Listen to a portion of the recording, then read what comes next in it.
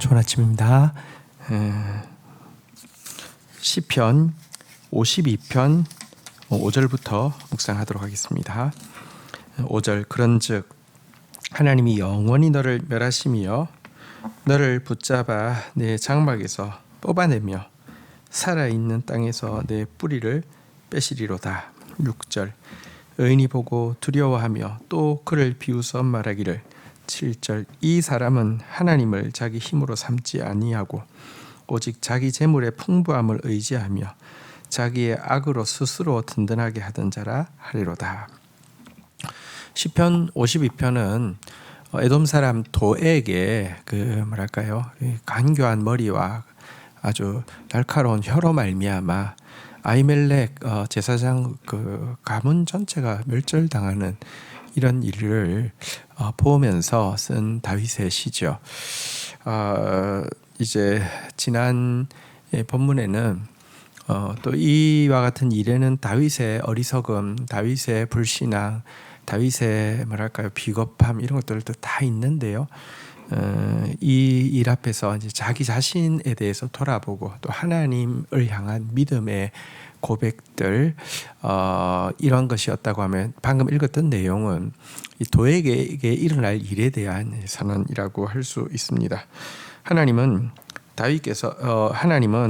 이제 이 도에게 대해서 그를 그의 장막에서 뽑아낼 것이되 그의 뿌리를 사람이 사는 땅에서 빼어내실 것이다 이렇게 선언을 하고 있습니다.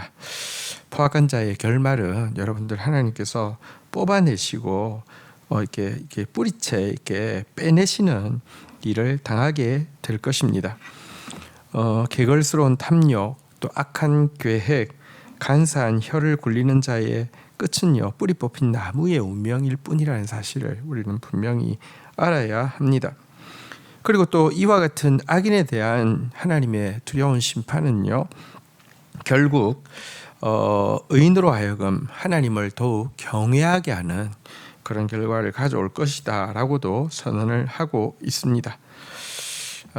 왜냐고 하면 재물의 풍부함을 의지하고 그것으로 자기 힘을 삼고 다른 사람을 파괴함으로 스스로를 지키려고 하는 자의 멸망은 의인으로 하여금 재물을 내 힘 삼거나 다른 사람을 해함으로 나를 지키려는 악인의 삶이 얼마나 헛된 것인지를 알게 하고 더더욱 하나님 의지하고 또 이제 사람들에게 선을 행하게 만드는 요소가 된다는 것입니다. 재물을 의지하고 다른 사람 무너뜨림으로 자기가 괜찮다, 자기가 평안하다라고 생각하는 사람은 결국 비웃음거리가 될 수밖에 없습니다. 우리는 이와 같은 도에게 길을 걸어가서는 안 됩니다. 우리는 오직 하나님으로 자기 힘을 삼고 다른 사람을 축복함으로 말미암아 평안을 누리는 사람이 되어야 합니다.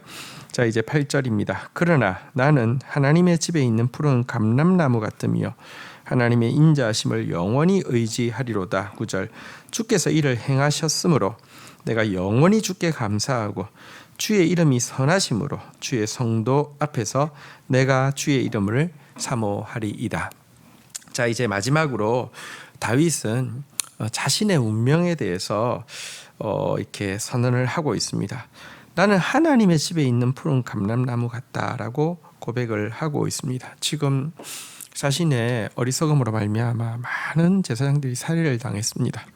또 자기는 지금 정처 없이 사울의 이제 공개적인 살해 위협을 피해서 지금 정처 없이 도망자의 신세가 되었습니다.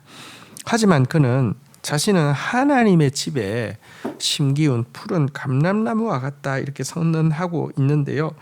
감람나무 자체가 굉장히 질긴 생명력을 가지고 있습니다. 지금도 팔레스타인에 가면 예루살렘에 가면 예수님 시절에 있었던 그런 감람나무들이 여전히 존재하는 것을 보게 됩니다. 특별히 이 감람나무가 하나님의 집 안에 있는 감람나무라고 선언하고 있습니다. 하나님 앞에서 하나님의 보호 가운데서 영원히 끝나지 않는 생명력을 가진 사람이다라고 이야기하면서 그러기에 주의 인자하심을 영원히 의지할 것이다 라고 선언하고 있습니다. 사실 이 시를 시작할 때 하나님의 인자하심은 항상 있다라고 선언했는데요. 이 시를 마무리하면서 그 하나님의 인자하심을 영원히 의지할 것이다 라는 선언으로 처음과 끝을 장식하고 있습니다. 지금 이 상황, 자기의 죄를 생각해도 너무 부끄럽고 고통스럽고요. 자기 때문에 많은 사람이 죽었으니까요. 또 자기의 상황을 생각해도 너무 두렵고 답답합니다. 도액 같은 사람이 지금 득세하고 있고 사울은 자기를 죽이려고 하고 있고 이런 상황에서 너무 답답합니다. 하지만 여러분, 자기를 바라보지도 않고 상황을 바라보지도 않고 하나님의 인자하심을 바라보는 것입니다. 하나님의 인자하심은 영원히 있으며 나는 그 인자하심을 영원히 의지할 것이다 라고 고백을 하고 있는 것입니다. 그러면서 마지막으로 다윗은 주께서 이를 행하셨다라고 선언합니다. 이 말은 무슨 말이냐고 하면 주께서 영원한 인자를 행하셨다라는 말입니다. 영원한 인자를 베풀어 주실 것을 확신하는 표현입니다. 이 때문에 그는 주의 이름을 주의 성도 앞에서 사모하겠다라고 결단합니다. 이 무슨 말이냐고 하면 공동체 앞에서 내가 주님을 사모합니다. 내가 주님을 사랑합니다. 내가 주님을 기다리겠습니다. 내가 주님을 앙망합니다라는 표현을 공개적으로 표출하겠다는 뜻입니다. 도망자의 신세가 되었지만 하나님께서 도액 사건 이후에 공동체를 만들어 주십니다. 아히멜렉의 제사장 가문이 멸절하고 나서 그가 정말 낮아지고 주님의 인자하심을 의지하고 주님의 은혜를 의지하자 하나님께서 신기하게 그에게 사람을 붙여주셨는데요. 빚진 자, 억울한 자, 도망하는 자들을 붙여주셨습니다. 같이 비참한 신세인데요. 다윗은 주님의 인자를 체험하고 나서는 인자한 사람, 은혜로운 사람이 되었고요. 같이 비참하고 언제 어떻게 될지 모르는 신세이지만 이 공동체 앞에서 나는 주님을 사랑합니다.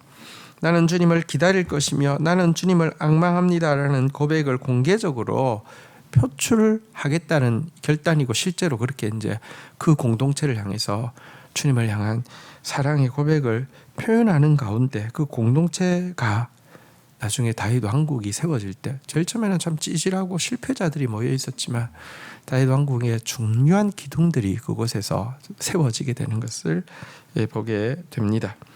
이 때문에 아히멜렉 집에서 일어난 참사에도